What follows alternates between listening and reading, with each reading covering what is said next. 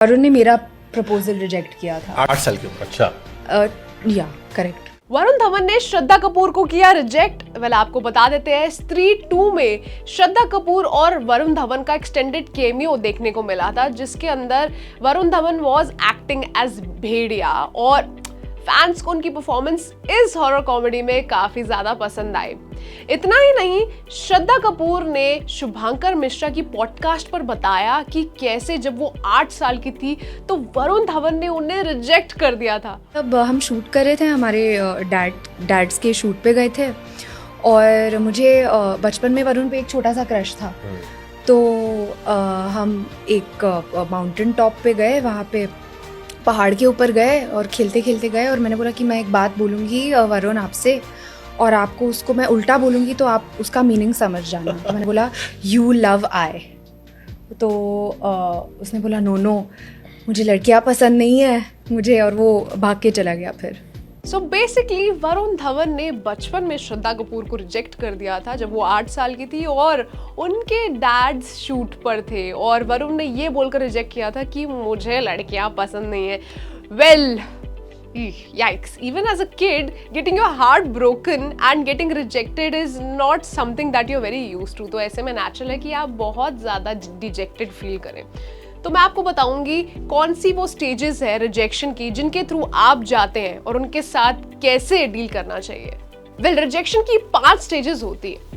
पहली स्टेज होती है डिनायल, मतलब आप जब रिजेक्ट हो तो आप बार बार अपने आप को ऐसे समझा रहे हो कि नहीं मैं रिजेक्ट नहीं हुआ हूँ या नहीं हुई हूँ, ऐसा कुछ भी नहीं है। आप एक्सेप्ट नहीं कर पाते हो कि आपको रिजेक्शन मिली है, तो आप कोई ना कोई बहाना ढूंढते रहते हो to cover it up. While denial में आपका डिफेंस मैकेनिज्म एक्टिव हो जाता है और आपको ये टाइम देता है ताकि आप रियलिटी में एडजस्ट कर पाए। दूसरी स्टेज है एंगर।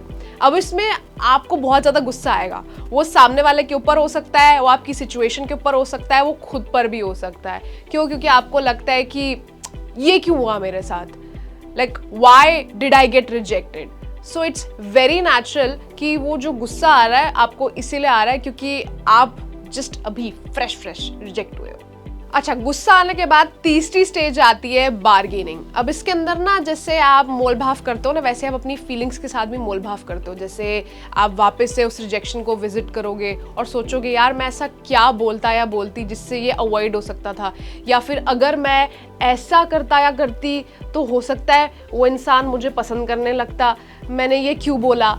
तो ये सब चीज़ें आपके दिमाग में आती है जिसकी वजह से ना आप एक परसेप्शन बना लेते हो, क्योंकि आपका माइंड बहुत ज़्यादा हर्ट कर रहा होता है, तो आपको बस एक गेट अवे चाहिए होता है। बार्गेनिंग करने के बाद हम आते हैं अपनी चौथी स्टेज पर, दैट इज डिप्रेशन। मतलब आपको फीलिंग ऑफ सैडनेस अपने अंदर फील होगा कि आप बहुत ज़्यादा एकदम किसी से बात नहीं करना चाहते, आप बार बार उसी सिनेरियो को सोच के एकदम दुखी हो जाते हो, अपने आप को आइसोलेट कर लेते हो। क्यों? क्योंकि आपका जो ब्रेन है वो ग्रीव कर रहा है, आपके इमोशंस ग्रीव कर रहे हैं, उसे टाइम चाहिए क्योंकि एकदम से ये हुआ है और you know it's not nice to get rejected and you feel like आपके अंदर कितनी सारी खामियां हैं, इसलिए आप थोड़ा डिप्रेशन में भी आ जाते हो। जब आप डिप्रेशन मोड से बाहर आ जाते हो तो आपकी फाइनल स्टेज आती है, वो है acceptance. So when you start accepting the rejection कि हाँ यार अब रिजेक्ट हो गए तो क्या ही कर सकते हैं, तो चलो आगे बढ़ते हैं, you know move on with life. अब ये स्टेज बहुत ज़्यादा इंपॉर्टेंट है क्योंकि इसके अंदर आप रियलाइज करते हैं कि क्या क्या फैक्टर्स थे जिन्होंने आपको अफेक्ट किया। So the next time you are about to get rejected, आपको पता होगा कि आपको कैसे परफॉर्म करना है वेरी ग्रेसफुली। अगर आपको रोमांटिक रिजेक्शन मिली है तो it gets very hard for you to pursue someone new again.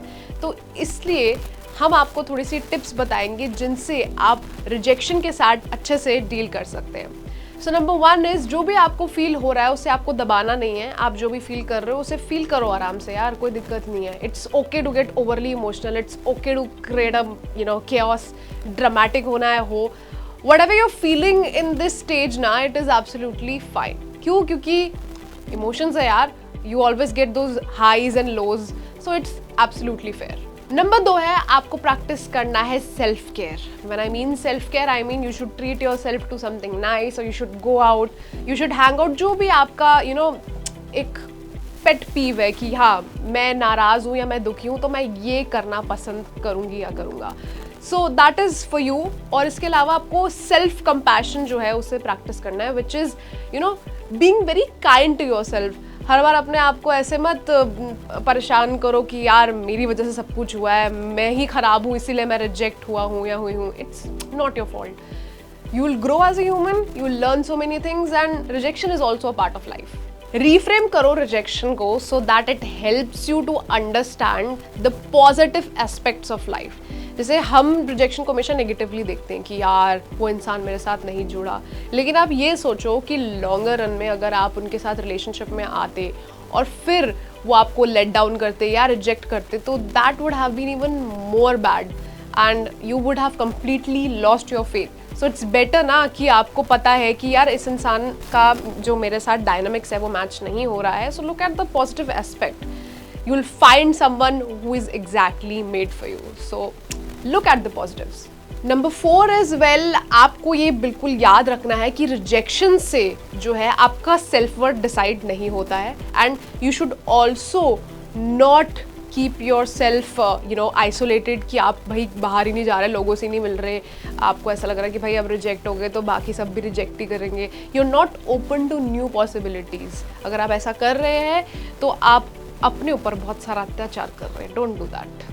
Number 5 और बेहद इम्पॉर्टेंट, ये जो एक्सपीरियंस आपको रिजेक्शन का मिला है इसे हवा में मत उड़ाइए, इसे समझिए। ये आपकी लाइफ ग्रोथ में बहुत ज़्यादा आपको हेल्प करेगा। आपको समझ आएगी कि आपको अपने इमोशंस के साथ कैसे डील करना है।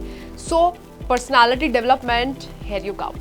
तो ये थी कुछ टिप्स जिनसे आप रिजेक्शन के साथ डील कर सकते हो। You know maybe someone like your friend or someone close in your family is going through a rejection, so please ये वीडियो और ये टिप्स उनको शेयर कर दो यार, they will feel a lot better. And of course if you like such content, don't forget to like, share and subscribe Love9।